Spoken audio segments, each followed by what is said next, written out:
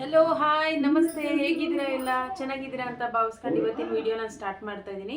ಇವತ್ತು ನಾನು ಚಿಕನಲ್ಲಿ ಚಟ್ನಿ ಪುಡಿ ಮಾಡ್ತಾ ಇರೋದು. ಬೋನ್ಲೆಸ್ ಚಿಕನ್ ತಗೊಂಡು ಅದರಲ್ಲಿ ನಾನು ಚಟ್ನಿ ಪುಡಿ ಮಾಡ್ತಾ ಇದ್ದೀನಿ. ಯಾವ ಥರ ಇರುತ್ತೆ ಅಂತ ನಿಮಗೆಲ್ಲ ಮಾಡೋ ವಿಧಾನ ಇವತ್ತು ತೋರಿಸ್ಕೊಡ್ತೀನಿ. Follow me.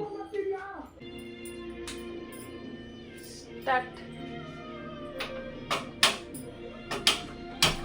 ಗ್ಯಾಸ್ ಆನ್ ಮಾಡಿದೆ.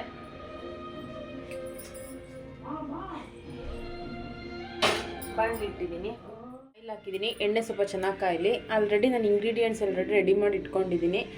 ಏನಿಲ್ಲ, ಅದಕ್ಕೆ ಬೇಕಾದಂಥದ್ದು 4 ಐಟಮು: ಒಂದು ಈರುಳ್ಳಿ, ಮೆಣಸಿನ್ಕಾಯಿ, ಕರ್ಬೇವಿನ ಸೊಪ್ಪು ಮತ್ತು ಬೆಳ್ಳುಳ್ಳಿ ಅಷ್ಟೇ.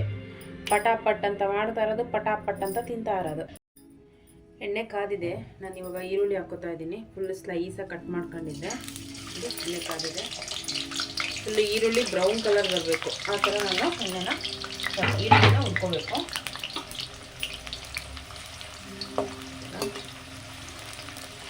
ನೀವು ಯಾವತ್ತಾದರೂ ಮಾಡಿದ್ದೀರಾ ಚಿಕನ್ನಲ್ಲಿ ಚಟ್ನಿ ಪುಡಿನ? ಕಮೆಂಟ್ ಮಾಡಿ. ಮಾಡಿದರೆ ಅದನ್ನು ಟ್ಯಾಗ್ ಮಾಡಿ, ನಾನು ಕೂಡ ಒಂದ್ಸಲ ಮಾಡಿಬಿಟ್ಟು ಟ್ರೈ ಮಾಡ್ತೀನಿ ಹೇಗೆ ಬರುತ್ತೆ ಅಂತ. ನಾನು ಮಾಡೋದನ್ನು ನೀವು ಒಂದ್ಸಲ ಟ್ರೈ ಮಾಡಿ. ಫುಲ್ ಬ್ರೌನ್ ಕಲರ್ ಆಗಬೇಕು. ಇದು ಬ್ರೌನ್ ಕಲರ್ ಆದಮೇಲೆ ಮತ್ತೆ ನಿಮಗೆ ಸಿಗೋಣ. ಈರುಳ್ಳಿ ಬ್ರೌನ್ ಕಲರ್ ಆಗ್ತಾ ಇದೆ ನೋಡಿ, ಇನ್ನೂ ಸ್ವಲ್ಪ ಬ್ರೌನ್ ಆಗಲಿ. ಕರಿ ಕರಿ ಅಂತ ಅಂದೆ, ಸೊ ಅಷ್ಟೇ. ಬ್ರೌನ್ ಕಲರ್ ಆಗಿದೆ, ಇನ್ನೂ ಸ್ವಲ್ಪ ಆಗಲಿ.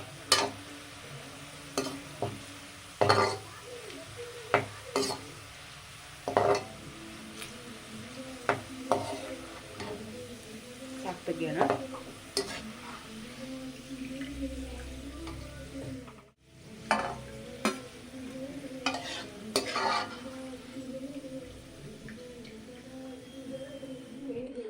ಇವಾಗ ಒಂದು ಉಂಡೆ ಬೆಳ್ಳುಳ್ಳಿ ಕೂಡ ನೀಟಾಗಿ ಸುಲ್ಕೊಂಡು ಎತ್ತಿಟ್ಟಿದ್ದೆ, ಅದನ್ನು ಕೂಡ ಕರಿಯೋದಕ್ಕೆ ಹಾಕ್ತಾ ಇದ್ದೀನಿ ಬಾಣಲಿ ಒಳಗಡೆ. ಇಷ್ಟು ಬ್ರೌನ್ ಕಲರ್ ಆದರೆ ಸಾಕು, ಗರಿ ಗರಿ ಆಗೋದೇನು ಬೇಡ.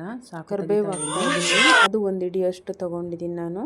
ಅದು ಲೈಟಾಗಿ ಬ್ರೌನ್ ಕಲರ್ ಬರೋವರೆಗೂ ಹುರ್ಕೊಂಡ್ರೆ, ಎಣ್ಣೆಯಲ್ಲಿ ಹುರ್ಕೊಂಡ್ರೆ ಸಾಕು. ಇಷ್ಟ ಆಗಿದೆಯಲ್ಲ, ಇಷ್ಟು ಸಾಕು. ಮೆಣ್ಸಿನ್ಕಾಯಿ ಹಾಕ್ತಾಯಿದ್ದೀನಿ, ಚಿಕ್ಕ ಚಿಕ್ಕ ಮೆಣ್ಸಿನ್ಕಾಯಿ ಎಲ್ಲ. ಸೊ ಹಾಗಾಗಿ ಒಂದು 10 ಮೆಣ್ಸಿನ್ಕಾಯಿ ಇದೆ. ದೊಡ್ಡ ದೊಡ್ಡ ಮೆಣ್ಸಿನ್ಕಾಯಿ ಅದಂತೆ ಒಂದು 7-8 ಮೆಣ್ಸಿನ್ಕಾಯಿ ತೊಗೊಂಡ್ರೆ ಸಾಕು. ಇದು ಅಷ್ಟೇ, ಮೀಡಿಯಮ್ ಬ್ರೌನ್ ಕಲರ್ ಬರೋಷ್ಟು ಹುರ್ಕೊಂಡ್ರೆ ಸಾಕು. ತುಂಬ ಜಾಸ್ತಿ ಏನು ಹುರ್ಕೊಳ್ಳೋ ಅಂಥ ಅವಶ್ಯಕತೆ ಬೇಡ. ಸಾಕು, ಇಷ್ಟು ತೆಗ್ದಿದ್ದೀನಿ ನೋಡಿ, ಇಷ್ಟಾದರೆ ಸಾಕು. ನಾನು ಚಿಕನ್ ತೊಗೊಂಡಿರೋದು ಇಬ್ಬರಿಗಾಗೋವಷ್ಟೇ ತೊಗೊಂಡಿರೋದು. ಒಂದು 100 ಗ್ರಾಮ್ ಇದೆ ಅಷ್ಟೇ ಚಿಕನ್ನು, ತುಂಬ ಏನು ತೊಗೊಂಡಿಲ್ಲ. ಇದು ನಾವು ಎಣ್ಣೆ ಫ್ರೈ ಮಾಡ್ತಾ ಇದೀವಲ್ಲ, ಇದು ಬ್ರೌನಿಷ್ ಕಲರ್ ಆಗೋವರೆಗೂ ನಾವು ಎಣ್ಣೆಯಲ್ಲಿ ಫ್ರೈ ಮಾಡಬೇಕು.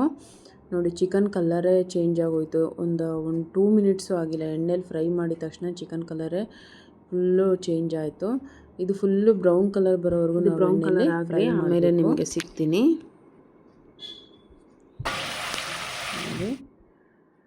ಇದೆ ಯಾವ ಥರ ಬ್ರೌನ್ ಕಲರ್ ಬರುತ್ತೆ ಅಂತ ತೋರಿಸ್ತೀನಿ ನೋಡಿ. ಈ ಕಲರ್ ಬರೋವರೆಗೂ ನಾವು ಚಿಕನ್ನ ನೀಟಾಗಿ ಫ್ರೈ ಮಾಡಬೇಕು. ಇದು ಯಾವ ಥರ ಕಾಣಿಸ್ತಿದೆ ಅಂತಂದರೆ, ನಾವು ಚಿಕ್ಕವರಿದ್ದಾಗ ಕಟುಮ್ ಅಂತ ಒಂದು ಬರೋದು ಅಂಗಡಿಯಲ್ಲಿ, ಆ ಥರ ಕಾಣಿಸ್ತಾ ಇದೆ ನನಗೆ. ಆ ಕಲರ್ ಬರೋವರೆಗೂ ನಾವು ನೀಟಾಗಿ ಫ್ರೈ ಆಗಿದೆ. ಆಮೇಲೆ ಕರಿಬೇವು ಅಷ್ಟೇ ನೀಟಾಗಿ ಫ್ರೈ ಆಗಿದೆ. ಈರುಳ್ಳಿ, ಬೆಳ್ಳುಳ್ಳಿ, ಮೆಣಸಿನ್ಕಾಯಿ ಇಷ್ಟೇ ಬೇಕಾದಂಥ ಐಟಮು. ರುಬ್ಬೋದಿಕ್ಕಂತ ನಾನು ಜಾರ್ ಒಳಗಡೆ ಹಾಕ್ತಾಯಿದ್ದೆ. ಮೆಣಸಿನ್ಕಾಯಿ ಹಾಕ್ತಾಯಿದ್ದೀನಿ ನೋಡಿ, ಯಾವ ಥರ ಫ್ರೈ ಆಗಿದೆ ಅಂತ ಇದರಲ್ಲಿ ಕ್ಲಿಯರಾಗಿ ಗೊತ್ತಾಗ್ತಾ ಇದೆ. ಈರುಳ್ಳಿನೂ ಅಷ್ಟೇ ಡೀಪ್ ಫ್ರೈ ಮಾಡಿದ್ದೀನಿ ನಾನು, ಯಾಕಂದರೆ ಟೇಸ್ಟು ಘಮ ಎಲ್ಲ ಬರಬೇಕಂದ್ರೆ ಈರುಳ್ಳಿ ಬೆಳ್ಳುಳ್ಳಿ ಡೀಪ್ ಫ್ರೈ ಆಗಿರಬೇಕು. ಸೊ ಹಾಗಾಗಿ ಕರಿಬೇವು ಅಷ್ಟೇ, ಮುಟ್ಟಿದ್ರೆ ಕಟಿ ಅಂತ ಅನ್ನೋ ಥರ ಎಲ್ಲದನ್ನು ನಾನು ನೀಟಾಗಿ ಎಣ್ಣೆಯಲ್ಲಿ ಫ್ರೈ ಮಾಡ್ಕೊಂಡಿದ್ದೀನಿ. ಇದು ಯಾವ ಥರ ರುಬ್ಬಬೇಕು ಅಂತಂದರೆ, ತರಿಯಾಗಿ ಬರಬೇಕು ಫಸ್ಟ್ ಒಂದು ಟೈಮು, ಸರಿನಾ? ಈ ಥರ ತರಿಯಾಗಿ ಒಂದು ಸಲ ಮಿಕ್ಸಿ ಜಾರಿಗೆ ಹಾಕೊಂಡ್ರೆ ಸಾಕು ನೋಡಿ, ಆ ಥರ. ಅದಾದಮೇಲೆ ನಾನು ಚಿಕನ್ ಪೀಸಸ್ನ ಚಿಕ್ಕದಾಗಿ ಕಟ್ ಮಾಡಿ ಹಾಕ್ಕೋತಾ ಇದ್ದೀನಿ ಕೈಯಲ್ಲೇ. ಅಷ್ಟು ನೀಟಾಗಿ ಫ್ರೈ ಆಗಿದೆ ನೋಡಿ. ಕೈಯಲ್ಲಿ ಹಿಂಗೆ ಮುಟ್ಟಿದ ತಕ್ಷಣವೇ ಎಲ್ಲ ನೀಟಾಗೆ ಕಟ್ಟಾಗಿ ಜಾರ್ ಒಳಗಡೆ ಬೀಳ್ತಾ ಇದೆ. ಆ ಹದದಲ್ಲಿ ನಾವು ಎಣ್ಣೆಯಲ್ಲಿ ಫ್ರೈ ಮಾಡ್ಕೋಬೇಕು. ಮಿಕ್ಸಿ ಜಾರಲ್ಲಿ ಒಂದು ಸಲಕ್ಕೆ ಇದು ಫುಲ್ಲು ಗ್ರೈಂಡ್ ಆಗಿಬಿಡಲ್ಲ. ಸೊ ಒಂದು 3-4 ಟೈಮ್ಸ್ ನಾವು ಇದನ್ನು ಮಿಕ್ಸಿಗೆ ಹಾಕಬೇಕು, ಆವಾಗ ಗ್ರೈಂಡ್ ಆಗುತ್ತೆ. ನಾನು ಸ್ವಲ್ಪ ಒಂದು 1/2 ಸ್ಪೂನು ಧನಿಯಾ ಪೌಡ್ರು, ಒಂದು 1/2 ಸ್ಪೂನ್ ಗರಂ ಮಸಾಲೆ ಎರಡನ್ನೂ ಕೂಡ ಹಾಕಿದ್ದೀನಿ ನೋಡಿ. ಈ ಥರ ಕಾಣಿಸ್ತಾ ಇದೆ ಟೆಕ್ಸ್ಚರು. ನೋಡಿ ಎಷ್ಟು ಚೆನ್ನಾಗಿ ಕಾಣುತ್ತೆ. ನಾನು ಒಂದು ಪ್ಲೇಟಿಗೆ ಸರ್ವ್ ಮಾಡ್ತೀನಿ. ಅದು ಎಷ್ಟು ಉದುದ್ರಾಗಿ ಬಂದಿದೆ ಅಂದರೆ ಫಸ್ಟ್ಗೆ ಸ್ವಲ್ಪ ಆಯಿಲ್ ಕಂಟೆಂಟು ಅದ್ರಲ್ಲಿ ಕಾಣಿಸ್ತಾ ಇತ್ತು. ಅದಾದಮೇಲೆ ನಾನು ಚಿಕನ್ ಹಾಕಿದ್ಮೇಲೆ ಫುಲ್ಲು ಅದ್ರ ಒಳಗಡೆ ಎಲ್ಲ ಫುಲ್ಲು ಡ್ರೈನೆಸ್ ತುಂಬ್ಕೊಬಿಡ್ತು. ಅಷ್ಟು ತರಿಯಾಗಿ ಬಂದಿತ್ತು. ಎಷ್ಟು ಚೆನ್ನಾಗಿ ಕಾಣಿಸ್ತಿದೆ ಗೊತ್ತಾ. ಟ್ರೈ ಮಾಡಿ ಒಂದ್ಸಲ.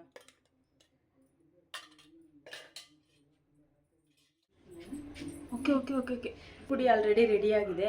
ಯಾವ ಥರ ಇದೆ ಅಂತ ಕಮೆಂಟ್ ಮಾಡಿ. ಮತ್ತು ನಾನು ಕೂಡ ಮಾಡಿರೋ ತುಂಬ ಅಂದರೆ ತುಂಬ ಚೆನ್ನಾಗಿ ಬಂದಿದೆ. ನೋಡಿ ಎಷ್ಟು ಉದುದ್ರಾಗಿ ಬಂದಿದೆ. ಇದನ್ನು ರೈಸಿಗೆ, ಚಪಾತಿಗೆ, ಸೈಡ್ ಡಿಶ್ಗೆ, ಅಂದರೆ ನಾವು ಇವಾಗ ಅನ್ನಕ್ಕೆ ತಿಳಿಸಾರು ಮಾಡಿದಾಗ ಇವಾಗ ನಾವು ಹೆಂಗೆ ಚಟ್ನಿ ಪುಡಿ ಪಕ್ಕದಲ್ಲಿ ಇಟ್ಕೊಂಡು ತಿಂತೀವೋ ಅದೇ ಥರನೇ ಇಟ್ಕೊಂಡು ತಿನ್ಬೋದು. ಸ್ಮೆಲ್ ಅಂತೂ ಸೂಪರಾಗಿದೆ.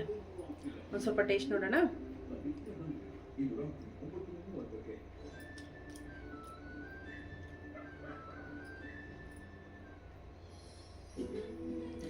ಸೀರಿಯಸ್ಲಿ ಗೈಸ್, ಒಂದ್ಸಲ ನೀವು ಮಾಡಿ ನೋಡಿ. ತುಂಬ ಅಂದರೆ ತುಂಬ ಚೆನ್ನಾಗಿದೆ. ಓಕೆನಾ. ಇದೇ ಥರ ಹೊಸ ರೆಸಿಪೀಸ್ಗೆಲ್ಲ ನನ್ನ ಚಾನಲ್ನ ಸಬ್ಸ್ಕ್ರೈಬ್ ಮಾಡಿ. Okay, thank you so much.